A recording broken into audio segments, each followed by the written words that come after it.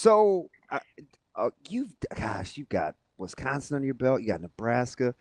Do you, Andy Kendeigh, allow Uh-huh. yourself to play the eyeball test game in the off season? Um, to a point. To a point. Does it I have was it? Does it have anything to do with if you've seen them play before or not? yes, yes, Okay. yes. But I also, what also I take into account though is what the eyeball test is coupled with the eardrum, right? It's what you listen and what you hear Yeah. too, because last week, DB in Vegas, you heard a head coach at Nebraska who really knows that he's got the makings and the ingredients of what could be a special team, right? Yeah. If everything comes together, and that's what I took away from Vegas, from Nebraska. Like they're going to be better, and they know they're going to be better. Now they just have to let it perform. And having seen what I saw on Monday, and like some of the guys who are new, and some of the guys who have been there and have reshaped their bodies and are moving more fluidly, that type of thing. Granted, they're just in t-shirts and helmets and whatever. That's what I take away. The Wisconsin thing, what surprised me is a little bit of the tone from Luke Fickle last week No, what he I said meant that your they're going frame to. of reference in covering like your historical, like what you've seen in players, right? Like you've Mm, covered college football a long time, so I was wondering if you've allowed yourself to get into Like the being comparison game. enamored with body types and comparing. oh, no, I just take it at face value. Like I know you can see improvement. So that usually translates that they're stronger and bigger and they should be faster, right? Yeah. So I know that this team looks different than they have in years past. And I know what they have depth wise, Nebraska on the offensive line, which intrigues me. And now they need to develop the defensive line. So, and I think that's obviously where you win football games. So but I won't go overboard, right? Yeah. I know it's week one. They don't even have pads on. One of those two. They don't even have pads on. Like, so let's, we know that this is going to be a grind in August, and but I am willing to say that the potential is there for this team to be special. And I've kind of gone back to that this when talking to friends, colleagues, and what have you, whether it was in Las Vegas, talking to other reporters I know from around the country, or just talking to friends from around the country. This team is going to be better, and whether they continue the trend of double-digit wins in year three under Coach Rule, that remains to be seen. But I would be shocked if they don't take a step forward this year. So let me ask you something, because Ravi and I were talking about fear and kind of we're getting a little anxious, and we're worried about this team and we're worried about that team, and from a media standpoint, do you are you comfortable? Because I almost uttered this at Fairway yesterday. I almost said, the offensive line could be the strength of this team. And I believe that it is, but I was still a little reluctant to say it out loud because I didn't know how the gentleman would receive it. So I kept it basic. At what point do you think, or would you feel comfortable saying, you know what? God, these guys could play 8, 9, 10 deep. I've seen all of them play before. I don't have to reach. I feel like this could be the strength of the team. Are you comfortable saying you feel like O-line could be a strength of this team and own it? Well, I will tell you, DB, when we had you in a couple weeks ago, and you mentioned that, I was like, really? And then you start looking deeper, and you're like, holy cow, absolutely.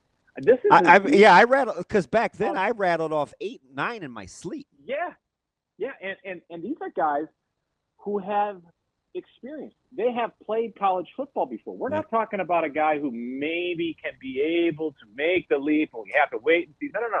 These are guys who have played in Big Ten games. We're talking about Justin Evans, Henry Lutovsky, Gunnar Gatula, Teddy Prohaska.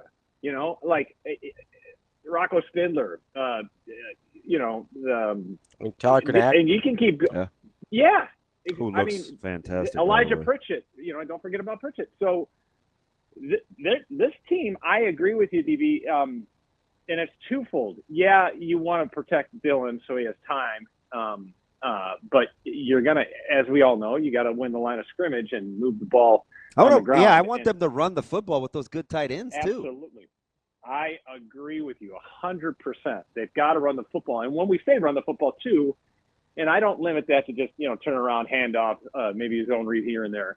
This is also getting the guys, getting your running backs out of the backfield and just, the little pass out in the flat that Emmett Johnson caught at USC and he rumbles into the end zone or at the Pinstripe Bowl. And that's granted it's a pass completion, but that is in essence a run play, Yeah. So I would agree with you that they're going to have to run the football, and I could not agree with you more that the offensive line sneakily has moved into the forefront as one of the strengths of this team. Something I would not have said in the spring. Yeah. That's our guy, Andy Kendeigh, KETV. Andy, appreciate the time as always. We'll talk to you soon. All right, boys. Thank you. Have a good week. You appreciate it. I mean, I go as far as to say I think the trenches in general is the strength of the team. Listen, again, if you're right, it's going to be a really, really good football team. If I'm right, then the 10 wins makes a lot of sense. Sure. I mean, you don't have to put a number on it, but if I'm right, I'm in the neighborhood. My gut, gun to head today before Saturday. Uh-huh. Monday next week will be a big week, because we have a full week. If this football team, if that happens, I get the sense, you asked me right now, gun to head, no punt, no, I'm not making light of it. I'm sorry. So just the saying, whatever. I think they get to 9 with the bowl game making a chance for 10. Okay. That's what it feels like. Now there are some things, that I need to see. But right now it feels, that's what it feels like. Because about a month ago I would have said 8 with the bowl game being 9, and I actually think that's a successful season. I think anything above 8 is successful. Because I'm just telling you, if this team won 8 games and the bowl game made 9, everything is set up for this run in 26 of 26 because, Ravi, you have a young group.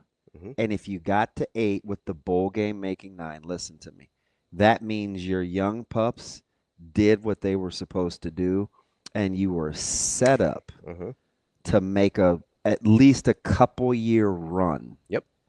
Because of your youth. Because what did we say? 34 juniors and seniors. Yeah. Everybody else is. If you get to 8 with the chance at 9 in the bowl game, that's all you need nationally to continue to gain momentum in recruiting. Because you'll have proven proof of concept. You'll have proven I'm really good at evaluating. We're really good at developing. And I told you we were on an upward trajectory. And the wins are starting to come. This is the last time I'm going to tell you, hop on board. Get in now. Right? Because that's why I said they won't have to change the philosophy. Yeah. This is already how they've recruited. And listen, you've got to win. You've got 5, in my opinion, 4 50-50 games. Okay. At Minnesota? 50-50. Michigan State? Not 50-50. Must win. You have to win. Okay. It's a game you have to win. Iowa? 50-50. Michigan? 50-50. And at UCLA? USC. Okay. So what you have one. If you want the 5th, I was going to say 5. If you want the 5th, it's UCLA right now. On the road, yeah. Because it's on the road. We don't know what They're they coming are. off a bye. Although, did you like the statistics my man Mike gave me? He had Googled a couple of articles, and I forgot that was out there. Mhm. So MK came through for me with our bye weeks fact versus fiction. Yeah. Which I tweeted out, which I thought was interesting. I think we overvalue buys in college. Yeah, we do. I think we do. That was the takeaway from Austin. Did I don't know what the parameters were on what Austin looked up versus what Mike looked up. Oh, he is good at that. You know what? He probably, well, we can have that in duties otherwise assigned. He probably missed his calling as like a data analyst. He is pretty good at that. He's really good at that. He's good at it with our like clips and stuff too, like a little behind the curtain stuff. He is very good with data. I think he told me 26 and 25. In the last how many? 10 years. It sounds right. I think that's Nebraska specific. 26 and 25 over the last 10 years. Sounds right. Of teams coming off of a bye week or Nebraska. I think it's different in buys are different in college with rest because young people don't know. Like, it's always interesting. Mm-hmm. Like, sure, it's advantageous for SC to be coming off a bye, but you also have to fit that into your travel schedule and how you want to practice. So I'm sure Lincoln Riley's smart enough, and he's done it before, where you just work backwards. But the players from a haven't necessarily done physicality it standpoint, before. Yeah. but the players still have to go through it. Yeah. I also wonder. You know what I mean? I also think that, and like how to ramp up to the physicality with crispness, where you can get on the road, leaving a day early, coming from wherever, to still get that whatever your pre-practice day is, and be ready to go. Like, you have to kind of know your team. It's nothing you could just build in automatically. Like, you have to know your guys too. So it's situational because you swap them out so often. I also think that in college, momentum is a little bit more fickle within the season. Like, if you're playing Do you know why? Do you know why? I would imagine immaturity, but I'm not. Yeah. 100%. Because I agree with you. I agree with you 1,000%. Like, if I've got a 4-game winning streak and I go into a bye, I feel like I'm more likely to lose that momentum in college than I am in the NFL, where the NFLs can kind of stay on it. They're professional. They've done this before. And you've got a core group of guys that sort of stays together a little bit longer, or at least you used to. Today's NFL is a little bit different. But in college, like, I do feel like they're a little bit more. That's why we see more variance in results in general. They're just a little bit more emotional. That's why you could see week 4 Vandy losing to Bama after Bama just beat Georgia. And then you can also see Vandy lose to Georgia State last year. When Vandy whipped, they had lost to them 2 weeks before. Yeah, they lost to Georgia State, and then they go out and upset some. You know what I mean? So there's so much more emotional immaturity in a college kid versus the NFL that I do think the buys help less. I do think the negatives of a buy are accentuated because of that emotional immaturity. I don't think people want to hear this, especially my friends, like my teammates. But you know what? It's really important to navigate. What's that? Downtime. Yeah. How do you rest? How many times in a bye week you see like somebody gets arrested or somebody gets in trouble? And what does active rest really mean? Yeah. That's why I like Nebraska's strength and nutrition. You know, they tested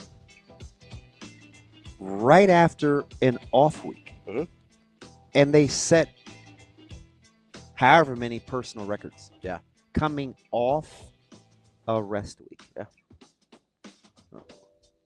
I don't know if I would have stopped maybe training. I'd have tampered it down like 3 or 4 days before. Yeah, and then tested. Got to know your team. So how much I know.